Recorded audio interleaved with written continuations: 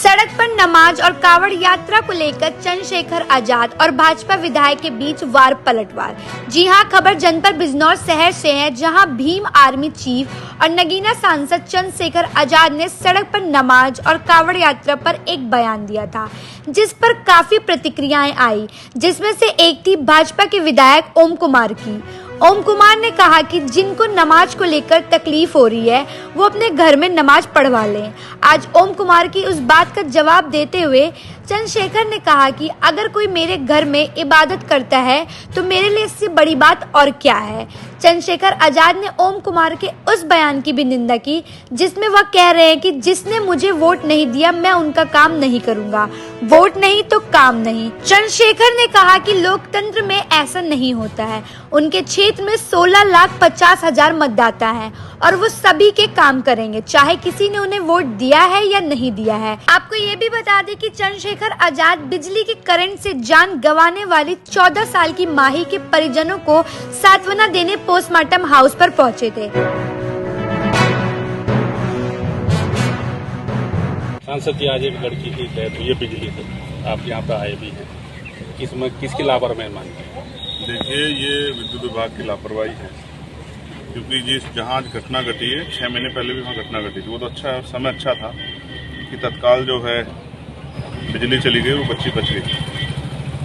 11,000 की line 1 feet 1.5 feet के ऊपर से आप मकानों के ऊपर से निकली हुई है। उन्होंने कई बार जो है तहसील दिवस पे भी जो है एप्लीकेशन दे दी कि भाई ये उसको बदलाव होना चाहिए, लेकिन क्योंकि गरीबों की जान की कीमत बहुत कुछ है नहीं और अब तो अधिकारी कर्मचारी भी उनकी जान की कीमत नहीं समझते, इसलिए लापरवाही होती रही। आज उसका खामियाजा एक 12 साल की बच्ची को, जो परिवार की अकेली बेटी थी, उसको अपनी जान दे के छुपाना पड़ा। मैं यहाँ आया हूँ, मैंने उसकी हालात देखी, वो तो पूरी जल गई है और वो अब तक दुनिया में भी नहीं रही। अभी उसका पोस्टमार्टम हो रहा है। मैंने यहाँ के अधिकारियों से बात की है, जो भी उचित मुआवजा जो है इस तरह की घटना में जो बैठता है वो मुआवजा उसके परिवार को मिले, और जिन अधिकारियों की लापरवाही से ये हुआ है उन पर FIR दर्ज हो, उसके लिए हमने बातचीत कर ली है। और मेरा प्रयास रहेगा कि वो लाइन भी वहाँ से ख़त्म हो जाए बिल्कुल, और उसके साथ साथ जहाँ भी जिले भर में इस तरह की लाइन है जिनसे, क्योंकि अब बारिश का समय आ गया, मानसून का समय है, तो बारिश पड़ेगी तो दूर से भी जो है बिजली लाइन जो है खींचने का प्रयास करेगी और फिसलन भी हो जाती है।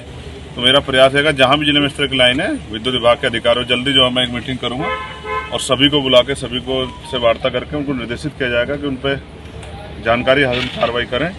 लोगों की जान जरूरी है, बाकी सब चीज़ें बात है। सांसद जी, आप जो यहाँ से बीजेपी के नगीना से ओम कुमार जी चुनाव लड़े थे, वो आपके ऊपर बहुत हमलावर है इस समय। आपको कह रहे हैं कि आप बाहरी हैं, आप गुंडागर्दी कर रहे हैं, भगा देंगे आपको, बिजनौर तो भगा देंगे। क्या कहना चाहते हैं? वो मेरे सामने ही चुनाव लड़े थे और यहाँ की जनता ने उनकी परफॉर्मेंस के आधार पर उनको पिछली बार जितने वोट मिले थे भारतीय जनता पार्टी प्रत्याशी, उससे भी 50,000 वोट कम दी। इसका प्रमाण ये है कि उन्होंने जैसे काम किए हैं, जनता उसी तरह का जो है उनको समर्थन दे रही है। और जिस तरह की भाषा का उपयोग कर रहे हैं कि भाई मैं काम नहीं करूंगा, जिसने वोट दिया उसे काम करूंगा, लोकतंत्र में इस भाषा को पसंद किया ही नहीं गया। हम तो कह रहे हैं कि जो भारतीय जनता पार्टी कार्यकर्ता भी, अगर उनकी भी कोई समस्या होगी वो हमारे पास आए। हमारे जो यहाँ लीडर लोग हैं, प्रतिनिधि लोग हैं, हमारे जिले की टीम है, अगर भाजपा के लोग भी अपने लोग काम नहीं करा पा रहे, किसी को जायज परेशानी है तो हमारे पास हम उनका काम कराएंगे। और वो अभी मैं सदगुरु रविदास जी महाराज से प्रार्थना करूंगा कि उनको सद्बुद्धि मिले और गुस्सा छोड़ के, वो तो सम्मानित पद में विधायक है, तो विधायक के अपनी विधानसभा के जरिए काम करे लोग, उनको तो अवसर थे।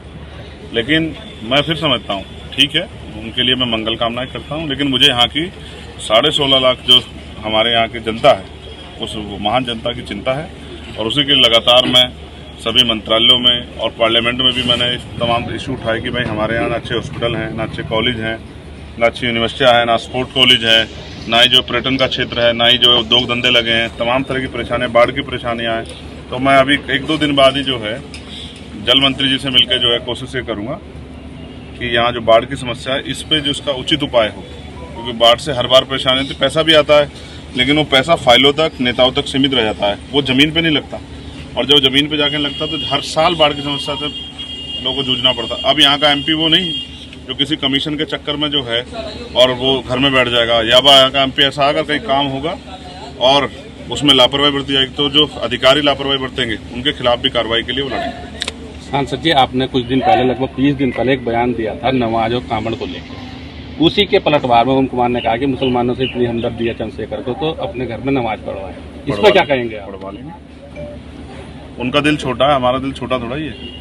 अगर किसी को भी किसी के धर्म को, इबादत को करने में, पूजा प्रार्थना करने में परेशानी आए और हमारे घर की जरूरत पड़े, हम तो अपने आप को खुशनसीब मानेंगे अगर वो हमारे यहाँ के पढ़ना चाहे या अपनी पूजा पाठ करना चाहे। लेकिन मैं फिर आपसे कह रहा हूँ, भारतीय जनता पार्टी की नीति है, वो हमेशा से कमजोर वर्गों के खिलाफ रहे, स्पेशली मुसलमानों के, दलितों के, पिछड़ों के वो खिलाफ रहे। इसी पॉलिसी ने जो है इस बार उनको सबक सिखाया। आगे जितना बुरा बोलेंगे जनता उतना ही सबक सिखाएगी। अच्छा, इस समय कांवड़ का माहौल चल रहा है।